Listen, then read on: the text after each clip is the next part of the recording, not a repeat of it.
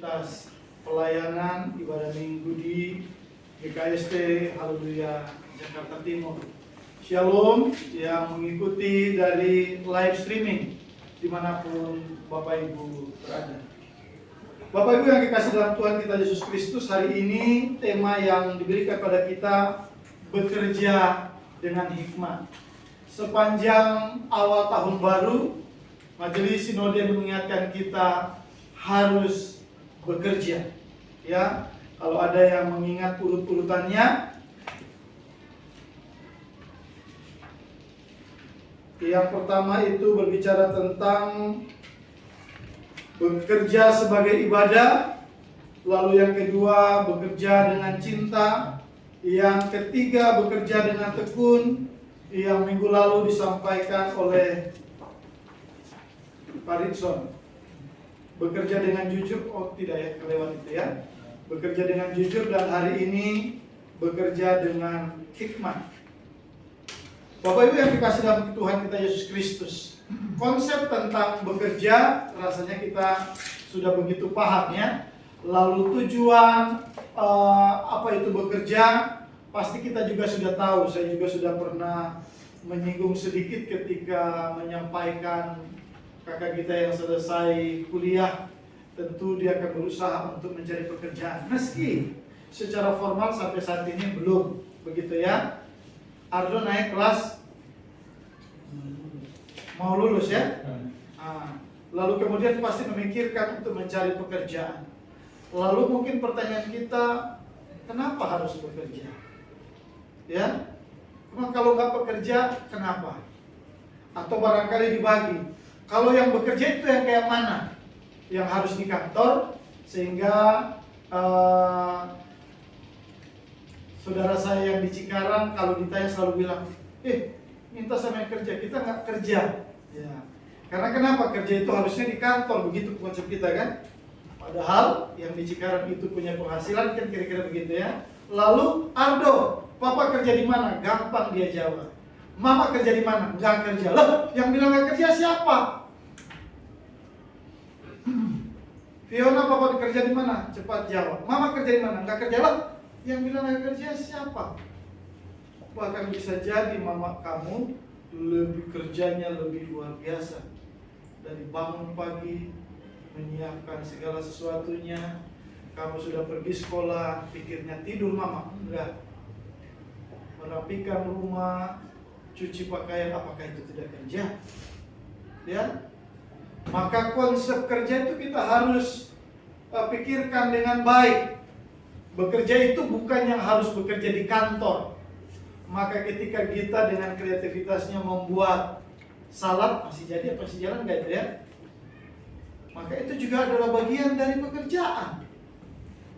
Meski kemudian seperti yang saya bilang diterima di dalam pergaulan umum, bekerja itu sesuatu yang wajib, sehingga orang yang tidak bekerja, katakanlah secara formal, akan katakanlah tidak diperhitungkan atau mungkin dianggap rendah, sehingga orang yang bekerja dia mendapatkan status lebih pede dan seterusnya.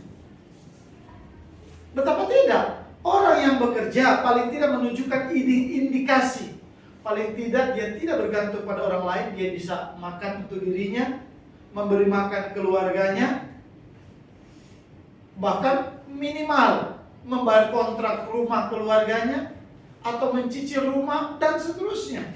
Sebab orang yang tidak bekerja tidak akan mungkin dapat melakukannya. Terus sampai kapan? Maka kalau kita kembali ke dalam perjanjian lama, bahkan sebelum kita berbicara tentang 1 Samuel 17 ayat 45 sampai 50, ditegaskan dalam kitab Kejadian, engkau dengan berpeluh engkau akan bekerja mencari nafkah. Ya, angin-angin pintu depan. Engkau akan berpeluh, susah payah. Artinya tidak ada pekerjaan yang gampang. Saya barangkali membayangkan bagaimana susahnya Papa Malven ya, ketika orang mulai berangkat naik tidur, Papa Malvin harus mengumpulkan semangat. Ya, Mama Malvin harus memberikan pelukan mungkin, ciuman mungkin, untuk kan memberikan semangat. Kenapa orang waktunya mulai tidur ini kan? Sehingga Papa Feren bilang, wah sekarang kerja sudah lebih santai. Ya, begitu kan Papa Feren? Dulu kalau sudah shift 3, Mas Bro begitu kan? Tapi itu semua harus dilewati. Betapa tidak, kita harus hidup untuk itu. Ya, semangat papa-papa yang masih Tuhan izinkan untuk dengan berpeluh mengerjakan bagian kita untuk diri kita, untuk keluarga kita, ya Pak Kisman juga ya, untuk gereja kita berdampak bagi semua orang. Kemudian ketika kita ada dalam pembacaan ini setidaknya dibagi 3 bagian oleh Majelis Sinode ya. Yang pertama bekerja dengan iman. Kita kembali dalam bacaan. Oke, tapi sebelumnya saya tambahkan satu ayat buat Bapak Ibu Saudara sekalian yang saya share bagi yang sudah baca grup ya. Yang saya share di dalam grup tadi untuk menambah, katakanlah ya, bukan berarti ini kurang. Biarlah ini menjadi wawasan hasanah kita dalam membaca Alkitab. Amsal pasalnya yang ke-9 ayatnya yang ke-10. Saya beri kehormatan yang duluan dapat buka boleh membacanya. Amsal pasal 9 ayatnya yang ke-10, siapa saja yang sudah mendapatkannya boleh membacakannya. Amsal 9 ayatnya yang ke-10, siapa saja silakan. Amsal 9 ayatnya yang ke-10. Permulaan hikmat adalah takut akan Tuhan, dan mengenal Yang Maha Kudus adalah pengertian. Terima kasih. Permulaan hikmat adalah takut akan Tuhan, dan mengenal Yang Maha Kudus adalah pengertian. Ketika kita berbicara tentang bekerja dengan hikmat, dimulai dengan takut akan Tuhan. Sebab jika orang yang bekerja dan bekerjanya tidak takut akan Tuhan, maka dia akan kehilangan hikmat. Maksudnya adalah kita kemudian bekerja bukan berdasarkan karena anugerah yang diberikan kepada Allah, tetapi karena kita berpikir, saya bisa bekerja karena kemampuan saya. Atau mungkin yang lebih dalam, orang-orang yang barangkali karena kemampuan pengetahuannya, mungkin dia sekolah S1, S2, S3 begitu tinggi dan dia berpikir pengetahuan penuh, kompetensinya oke. Sehingga dengan segala yang dia miliki dia lupa kalau kemudian itu semua karena anugerah Tuhan, sehingga dia kerja melakukan yang tanpa disadarinya. Karena tanpa hikmat Tuhan, karena takut akan Tuhan, dia mulai melenceng daripada panggilannya. Contoh sederhana, orang-orang yang membuat bom, kalau saya bilang katakanlah secara umum, membuat bom itu kan bisa positif toh. Membuat bom positif atau negatif? Positif dong ya. Membuat bom itu positif. Sebab jika tidak hasilnya positif, ngapain dibuat? Ya, membuat bom itu positif. Di kota-kota besar bahkan saya melihat bagaimana gedung yang sangat tinggi, kiri kanan gedung. Dan gedung itu sudah habis usianya, waktunya untuk direnov. Bagaimana cara meruntuhkannya? Kalau tunggu bisa jadi dia jatuh ke kiri, jatuh ke kanan, ke depan, ke belakang, dan akhirnya mengorbankan orang-orang tertentu yang ada di sekitarnya. Tetapi oleh karena adanya bom dan orang yang menggunakannya secara benar, menyusun sedemikian rupa, begitu diledakkan dia turun berapi ke bawah tanpa jatuh ke kiri atau ke kanan. Halo? Itu adalah orang yang mempunyai hikmat yang diberikan Tuhan untuk pengetahuannya dipakai dengan baik bagi orang banyak. Tetapi ternyata bom juga dapat dipakai oleh orang pintar yang lain. Orang pintar yang namanya teroris, ya, dipakai untuk membunuh. Kira-kira seperti itu. Tetapi hari ini ketika berbicara tentang hikmat, lalu pertanyaannya apa itu hikmat? Hikmat itu wahyu yang diberikan dari Tuhan kepada kita untuk mengatasi masalah yang ada di depan kita yang mungkin saja sebagai manusia biasa kita tak mampu lagi. Hands up kita. Tuhan, saya tak bisa lagi. Saya mohon pertolongan. Hanya Engkau yang bisa. Atau dalam beberapa kesempatan saya di sekolah menghadapi masalah yang berat, dan ketika saya tidak bisa lagi, tapi karena sudah dipanggil, saya tetap harus menghadap. Saya bukan tipe orang yang ada masalah lari menghilang. Enggak, saya hadapi. Meski saya tahu, aduh saya nggak bisa. Begitu kita tahu kita nggak bisa, dalam hati satukan pikiran, Tuhan, saya tidak mampu. Tuhan, saya tidak bisa. Tuhan, berikan hikmat. Ada masalah berat kita nangis-nangis, Tuhan, saya tidak bisa. Angkat tanganmu pada Tuhan, angkat hatimu, angkat pikiranmu pada Tuhan. Minta pertolongan Tuhan. Maka ketika Dia memberikannya di luar dari pemikiranmu, dan semua yang engkau kerjakan dapat terselesaikan. Atau bahkan mungkin begini, tapi saya kok nggak selesai, kok makin runyam. Jangan, jangan menyerah. Ambil contoh yang ada di hadapan kita. Adakah yang bisa menyelami bagaimana sabarnya, bagaimana kuatnya Pak Gerland, istrinya, anaknya, orang-orang keluarga dan banyak, bahkan barangkali haleluya, yang tiap minggu 2 kali, hari Minggu dan Rabu berdoa. Kami berdoa buat Pak Gerland, jadwal operasi dan seterusnya. Dari kapan itu? Saya pikir dari Januari kemarin sampai Januari ini. Ternyata dalam pembicaraan pribadi 1,5 tahun Pak Gembala. Saya bisa menyelami, memikirkan sabarnya dan kuatnya. Dan kita berpikir, banyak sekali dosanya kali. Kok sampai kayak gini? Lalu kita berpikir, loh kita tidak selesai. Tuhan sedang membentuk hati kita. Tuhan sedang membentuk hubungan kita dengan Tuhan. Seberapa kita mau mengandalkan Dia, atau jangan-jangan kita telah putus asa. Sehingga ketika katakan berdoa Bapak, saya sudah sering berdoa, capek saya berdoa. Begitu kan? Sebab jika engkau berkata demikian, awas, jangan-jangan engkau sedang meragukan bukan cuma kekuatan Tuhan. Engkau mungkin dalam hatimu sedang berkata, adakah Tuhan itu? Betapa tidak ketika perperangan itu terjadi antara orang Israel dan orang Filistin. Orang Israel sudah hopeless, putus harapan. Mungkin ketika mereka berpikir berhadapan dengan musuh yang katakanlah sepantaran, saya masih sanggup. Tapi jika ketika kemudian kita gali dengan seksama, musuh yang mereka hadapi seorang yang bernama Goliat yang begitu tinggi besar,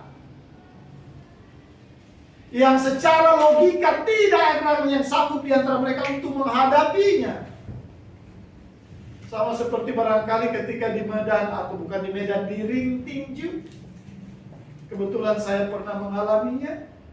Ketika musuh kita begitu tinggi dan besar, logikanya jangkauan tangannya, dan kita tidak akan sanggup. Mulai hopeless, waduh kalah saya. Sasaran empuk, habis deh. Begitu kan? Langsung. Jika kemudian kita berpikir begitu, maka ingatlah firman Tuhan. Imanmu yang mengalahkanmu, imanmu yang menyelamatkan engkau. Jika engkau sendiri sudah berkata demikian, kalah. Engkau sudah berkata nggak bisa.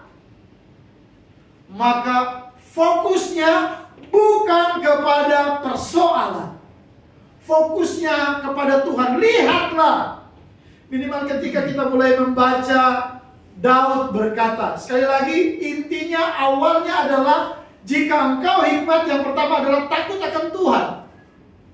Dan Daud membuktikannya ketika kita baca dalam pasal 1 Samuel pasal 17, ayat khususnya kita mulai dari 45 sampai dengan 47. Betapa tidak ketika orang Israel ketakutan, pesimis, gak bisa lagi. Daud yang kecil, yang bahkan saking kecilnya tidak diharapkan untuk hadir di dalam medan peperangan. Bapaknya hanya menyuruh bawa bekal buat kakak-kakakmu yang sedang berperang. Tapi ketika ada di medan perang, mendengarkan orang Filistin, khususnya Goliat, menghina. Dan ketika mendengar hinaan itu, muncullah keberanian Daud. Keberanian bukan karena, kalau mungkin sekarang kita akan bilang, sombong sekali itu Daud ya. Hari ini kita tahu Daud berani karena kita tahu ceritanya.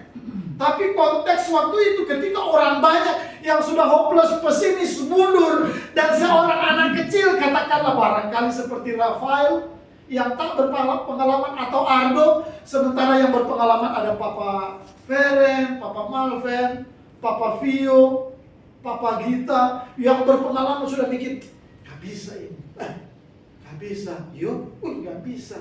Datang Rafael dan Ardo, bisa. Bisa. Bagaimana caranya? Saya tidak tahu, dia kalau nggak tahu. Berdoa. Tentu Daud tidak sesumbar.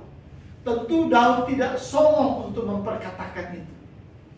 Engkau datang melawan barisan tentara Allah dengan pedang dan lembing. Tetapi hari ini aku akan mengalahkan engkau begitu keras. Bapak Ibu, saudara-saudara, begitu keras kalimat yang disampaikan oleh Daud. Aku akan menghadapimu dengan Tuhan semesta alam. Dia akan menyerahkan kepadaku tubuhmu, kepalamu akan kupenggal, mayatmu akan kuberikan kepada burung. Sombong sekali, berani sekali orang ini. Siapa kamu? Kira-kira begitu kan? Siapa kamu? Anak kecil tutup mulut, diam. Kita udah mikir gak bisa-bisa kok kamu datang. Kan begitu ya? Kalau ada anak kecil atau Marvin ngomong, kira-kira paling duluan Mama Marvin langsung tarik telinga. Sini. Jangan ganggu orang tua lagi ngomong. Begitu kan? Kalau bisa, siapa saja bisa dipakai Tuhan.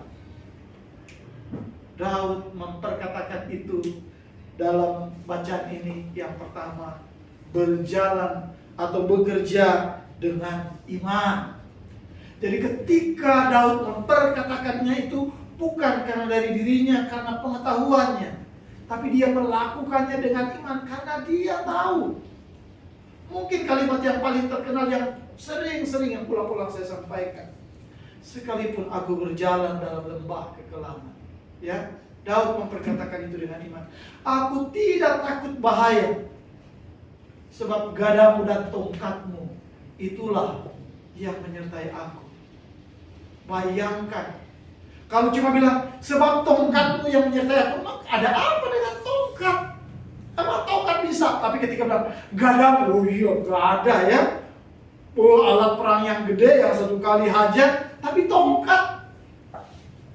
Mungkin dalam bacaan yang sebelumnya kalau perhatikan ada sanggar yang dipakai Tuhan. Hanya tongkat penghalau lembu bisa menghajar, membunuh orang Israel ratusan. Yang dipikir tongkat bisa apa sih? Poin yang pertama. Poin yang kedua masih sambungan dengan ini ketika berbicara tentang bekerja bersama Allah. Poin yang kedua apa? Bekerja bersama Allah. Yang pertama bekerja dengan iman, yang kedua bersama dengan Allah. Yang mungkin jika ingat beberapa waktu saya bilang, ketika kita bermitra dengan Tuhan, maka batu, waktu itu saya sempat tanya, batu bisa buat apa? Kalau nggak salah Bu Asni bilang, buat rumah gitu ya. Batu bisa disusun dia karena banyak, kalau cuma satu. Ya waktu itu ya sempat terjadi komunikasi ya. Bermitra dengan Tuhan.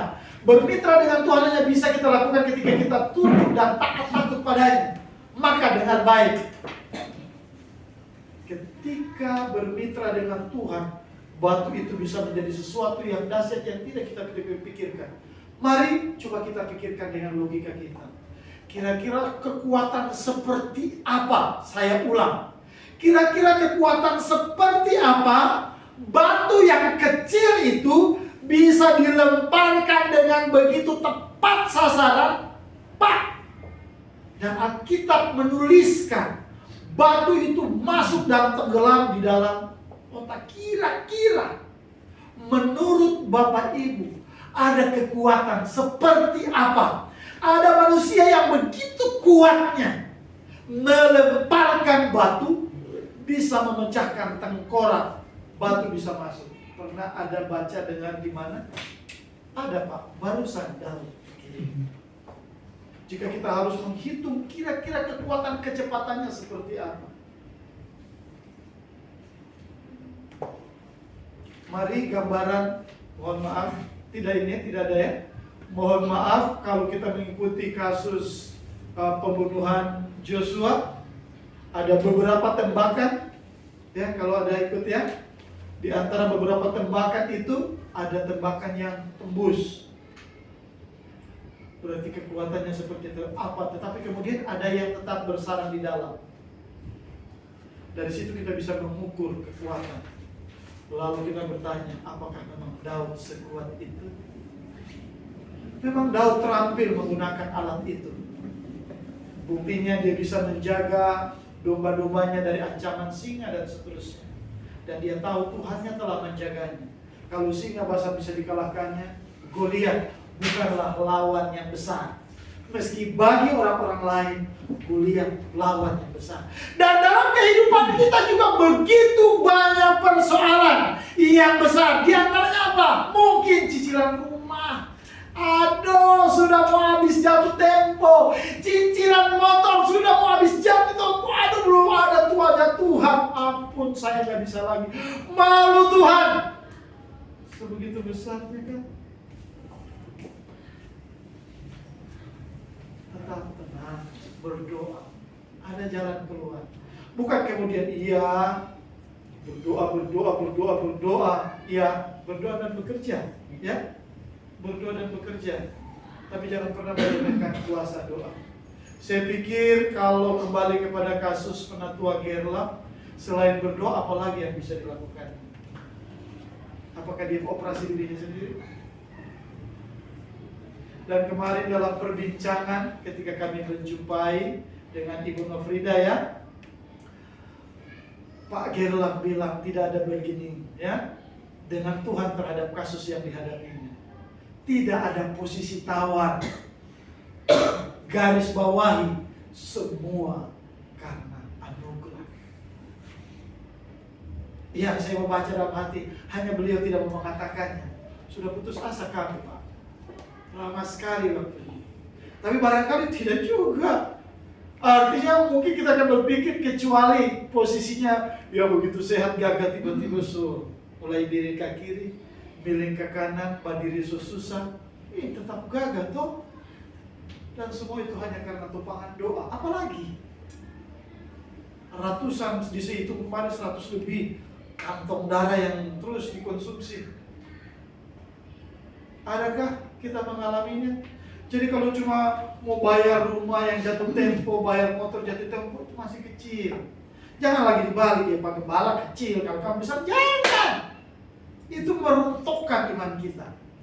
Ya, selalu ada jalan keluar. Jalanlah bersama Tuhan dengan iman. Dengan iman Daud berani berkata. Dan yang kedua, bekerja sama dengan Allah, bermitra dengan Tuhan. Maka sedikit talenta yang pada kita kecil, talenta yang kita miliki, tetapi ketika bekerja bersama Tuhan, yang kecil itu kita tidak mampu mengukur seberapa kuat Tuhan memakainya. Maka batu itu bisa masuk ke dalam. Kita tidak tahu Tuhan akan memakai siapa saja untuk mengingatkan kita. Pastinya jalan Tuhan itu banyak yang bahkan kita tidak tahu. Dia boleh memakai siapa saja untuk menuntun kita untuk bisa mengerjakan bagian yang bahkan terlalu sulit bagi kita. Dan bagian yang ketiga, bekerja dengan hikmat. Maka saya kembali kepada Amsal pasal 9 tadi, ayatnya yang ke-10. Permulaan hikmat adalah takut akan Tuhan dan mengenal Yang Maha Kudus adalah pengertian. Ya, ketika kemudian kita berbicara tentang hikmat pewahyuan daripada Tuhan, tapi kemudian kita tahu bahwa ada hikmat Tuhan, tapi kita sendiri tidak mengenalnya secara pribadi. Tahu Tuhan? Tahu. Kenal Tuhan? Kenal. Terus, ya kenal, ya tahu. Tapi dalam perjalanan kehidupannya, kehidupan yang kita tunjukkan menunjukkan bahwa kita tidak mengenal. Kita tidak berjalan. Kenapa? Karena ternyata kita tidak takut Tuhan. Tidak takut Tuhan itu terbukti dari apa? Ketika datang masalah lalu kita putus asa, menyerah. Ini yang digambarkan dalam Lukas pasal 13 ayatnya yang ke-8, yang ke-9. Ini pukulan yang keras buat kita ya Bapak Ibu Saudara. Sekali lagi tolong dipahami, saya cuma menyampaikan apa yang ada ya. Bahwa setiap kita yang hidup di muka bumi ini, halo, setiap kita yang hidup di muka bumi ini, tidak percuma Tuhan hadirkan di muka bumi. Tuhan mempunyai tujuan dengan setiap kita. Dan jika kemudian kita hidup di muka bumi ini biasa-biasa saja, artinya tidak menjadi berkat bagi orang lain. Maaf, Alkitab katakan, untuk apa dia hidup dengan percuma? Ulang apa? Untuk apa dia hidup dengan percuma? Sekali lagi apa? Untuk apa dia hidup dengan percuma? Artinya apa? Tuhan mau katakan keberadaan kita di muka bumi harus berguna. Jika tidak berguna, ketika Tuhan itu datang menjumpai kita secara pribadi dan dia lihat, wah, kamu ternyata tidak berguna. Apa yang dikatakan kita? Apa yang dikatakan? Tebanglah ia. Sudah 3 tahun saya cari mau makan, tidak ada. Tebanglah ia. Bapak Ibu mungkin sudah tahu, saudara. Aldo, Rafael pasti mengerti apa maksudnya. Tebanglah ia, karena dia percuma. Ngapain dia mengambil bagian di salah satu katakanlah sudut tanahku, sudut kerajaanku, sudut bumiku, tapi dia tidak berguna. Tebang, percuma dia ada. Beruntunglah ada Tuhan Yesus yang coba membela, mencoba memperbaiki hubungan. Ketika dia berkata kepada perempuan sundal, ada yang ingat? Pergi dan jangan berbuat dosa lagi. Izinkan Tuhan, saya akan 1 tahun lagi, saya akan menggali, mencangkul tanah di sekelilingnya dan akan memberikan pupuk kepadanya. Mungkin tahun depan dia akan berbuah. Jika tidak, jangan berbuat dosa lagi. Jika dia masih berbuat dosa lagi, hari ini dia percuma, tapi setelah ini semoga dia berguna.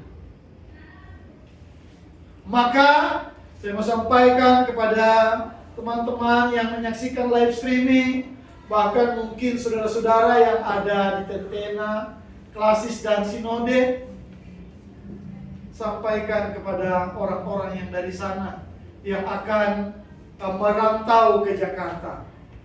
Ada GKST di Jakarta, arahkan mereka beribadah, cari GKST. Ada GKST Gloria, ada GKST Haleluya, ada yang sudah dibuka lagi di Tangerang. Biarlah mereka mencari untuk datang. Tunjukkan fanatisme kita dan kita GKST kita bisa. Dan saudara-saudaraku yang ada di sini, mari tetap kita berpegang teguh. Kitalah akar yang Tuhan sedang tanamkan di Jakarta dan sekitarnya. Kitalah perintis yang dipakai Tuhan untuk membuka. Supaya mungkin ada saudara-saudara kita di sekitar kita yang belum tahu. Mari kita jangkau mereka untuk datang bersama-sama di rumah Tuhan yang bernama GKST. Khususnya Gloria, Haleluya, dan yang di Tangerang dan yang di Cibubur. Biarlah dengan itu Tuhan memakai kita untuk berhikmat, memakai setiap yang ada pada kita, sekalipun itu kecil. Bawalah pada Tuhan, dan yang kecil itu dipakai menjadi luar biasa. Terpujilah nama Tuhan. Haleluya. Amin.